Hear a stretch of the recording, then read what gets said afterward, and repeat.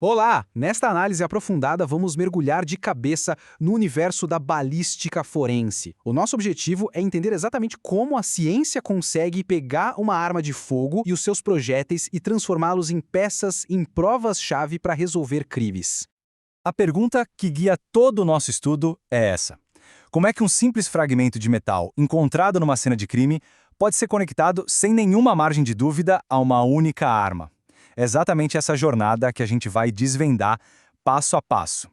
Bem, essa análise forense se apoia em três tipos principais de exames.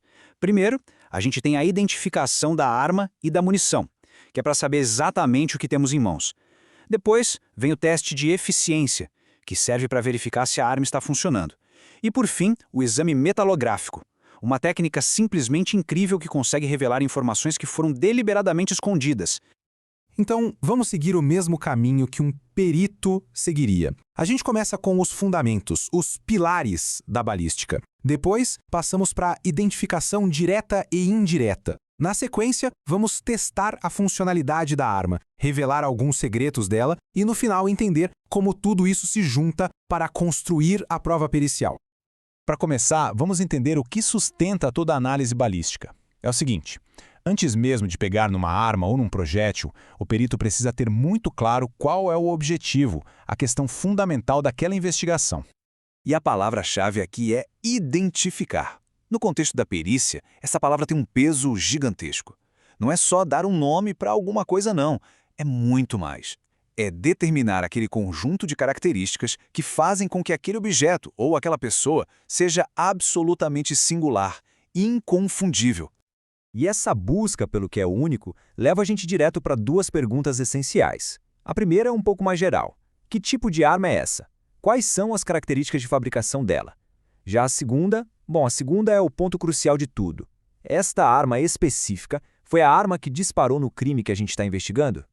Vamos então para o primeiro método, a chamada identificação direta. Aqui, o foco da análise é a própria arma de fogo. É um trabalho de ler as informações que o fabricante gravou diretamente nela.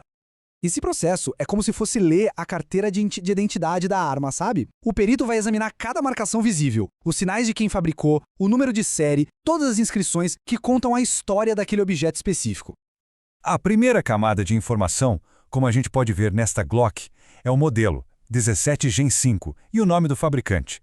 Isso já dá para a gente uma classificação inicial, já define a família da arma que está sendo analisada. Logo em seguida vem o elemento talvez mais importante de todos, o número de série. Pensa no chassi de um carro, é a mesma lógica. Esse número é exclusivo desta arma. É o que diferencia de milhares, talvez milhões de outras armas idênticas que saíram da mesma fábrica. Olhando ainda mais de perto, a gente encontra o logotipo do fabricante e o calibre nominal, que nesse caso é 9x19. Essa informação confirma para qual tipo de munição a arma foi feita, o que refina ainda mais a sua classificação. E por fim, a indicação do país de origem, Made in Austria. Cada uma dessas pequenas informações, quando juntadas, compõe o perfil oficial da arma. É um registro fundamental para qualquer tipo de investigação. Muito bem. Agora a análise fica mais profunda. A gente sai do que é visível ao olho nu e entra no mundo microscópico da identificação indireta. É exatamente aqui que a gente encontra a verdadeira impressão digital da arma. E o ponto crucial aqui é quase um paradoxo. O que permite a um perito afirmar que um projétil saiu de uma arma específica não são as perfeições dela, mas sim as suas imperfeições. São aqueles pequenos arranhões, as marcas únicas que foram criadas aleatoriamente no processo de fabricação e também pelo uso, que formam a base de toda a comparação balística. Este diagrama ilustra o processo de forma brilhante. A cada disparo, as partes de metal da arma interagem com a superfície do estojo da munição, que é bem mais macia, com uma força e uma velocidade enormes. A marca do pino percutor, os aranhões do extrator, a marca do ejetor, cada uma dessas ações deixa uma assinatura microscópica e que se repete. É um carimbo único. E claro, para enxergar essas assinaturas minúsculas, que são totalmente invisíveis a olho nu, os peritos precisam de uma ferramenta muito, mas muito especializada, projetada para um único e crucial propósito. Eis o microscópio comparador balístico. A grande sacada dele é ter 2 microscópios que são conectados a uma única ocular, que cria uma imagem dividida.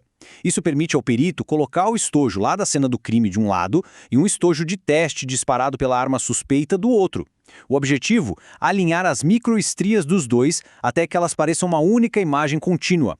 Essa é a prova de que foram feitas pela mesmíssima ferramenta. Certo. Além de identificar a arma, a gente precisa responder uma pergunta bem básica, mas fundamental. Ela funciona. E é exatamente para isso que serve o teste de eficiência.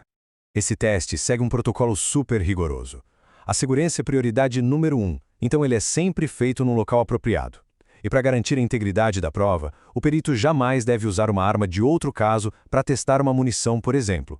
Isso evita qualquer risco de contaminação cruzada de vestígios. E agora a gente chega na parte que para mim é uma das mais fascinantes. Como a ciência forense consegue recuperar informações que alguém tentou apagar para sempre. É o que chamamos de exame metalográfico. O que a gente vê aqui é de cair o queixo. À esquerda, um número de série que foi lixado, raspado, numa tentativa clara de tornar a arma irrastreável.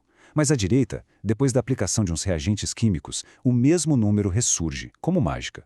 Isso acontece porque a marcação original, a estampagem, não afeta sua superfície.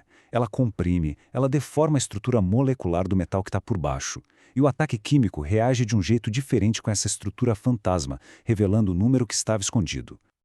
Ok, mas como é que todas essas análises diferentes, a direta, a indireta, o teste de eficiência, a metalografia, como tudo isso se junta para formar uma conclusão técnica que vai servir como prova num processo? O laudo do perito pode chegar a 3 níveis de certeza. A conclusão genérica basicamente diz que o objeto é um projétil. A específica já define o calibre, o que já ajuda a excluir o monte de armas.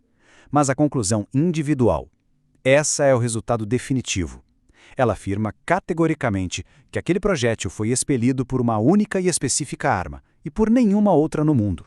E essa certeza toda nos leva a uma reflexão interessante para o futuro. A gente viu que a base da balística comparativa está nas imperfeições de fabricação. Mas com a tecnologia de hoje criando armas cada vez mais perfeitas, mais uniformes, será que essa assinatura individual vai continuar sendo realmente única? É uma questão que, com certeza, desafia o futuro dessa ciência.